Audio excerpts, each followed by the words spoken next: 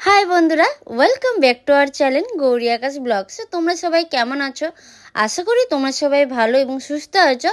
তো বন্ধুরা, আজ আমাদের জন্য খুবই খুবই একটা স্পেশাল দিন, কারণ আজ হচ্ছে আমাদের সোনামায়ের 21 দিনের ষষ্ঠী পুজো।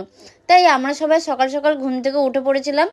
আর ঘুম থেকে উঠেই আমার বর প্রথমে চলে গেছিলো ফুল আনতে, ঘরটা ফুল দিয়ে সাজাবে বলে, কারণ আজ তো আমার সোনামায়ের ষষ্ঠী পুজো বলে কথা, তাই ঘরটা তো ফুল টুল দিয়ে সাজাতেই হবে। তো তোমরা দেখতেই পাচ্ছ, ফুল আনার পরে আমরা ঘর সাজানো প্রায় আমাদের কমপ্লিট হয়ে গেছিলো।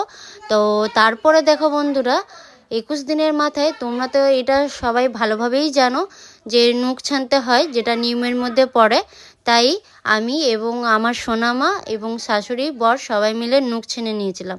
আমাদের নুখ ছানা হয়ে যাওয়ার পরে প্রথমে জলের মধ্যে একটু হলুদ, দুব্বো এবং সর্ষের তেল দিয়ে আমাদের সোনামাকে ভালোভাবে স্নান টান করিয়ে তাকে রেডি করে নিয়েছিলাম।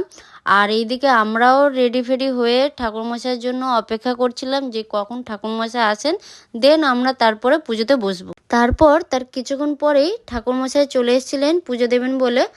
আর এইদিকে তো জানো যে ষষ্ঠী পুজোর জন্য অনেক কিছু জোগাড়জাটি করতে হয়, তো যার কারণে শাশুড়ি মা এবং ঠাকুরমশাই দুজনে মিলে পুজোর জন্য জোগাড়জাটি করছিলেন।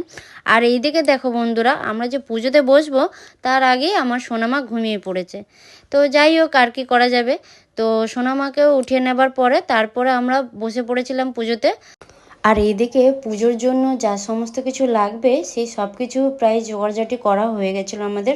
তোমরা তো এটা ভালোভাবেই জানো যে 21 দিনের ষষ্ঠী পুজোতে অনেক কিছু নিয়মকানুন থাকে যেগুলো করতে হয়, তাই ঠাকুরমশাই সেই সব নিয়মগুলো এক এক করে সেরে নিচ্ছিলেন। তারপর পুজো আমাদের প্রায় কমপ্লিট হয়ে গেছিলো। আর পুজো হয়ে যাওয়ার পরে আমরা ঠাকুরমশাইকে প্রণাম করে নিলাম। প্রণাম করে নেওয়ার পরে ঠাকুরমশাই আমাদেরকে ঠাকুরের ভোগ দিলেন খাবার জন্য। তো যাই হোক, আমার সোনামায়ের ষষ্ঠী পুজো ফাইনালি কমপ্লিট হলো। তো আমাদের ভিডিওটা আজকের পর্যন্ত এইটুকু অবধি।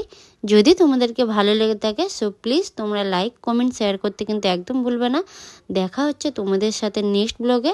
ততক্ষণের জন্য তোমরা ভালো এবং সুস্থ থাকবে। টাটা।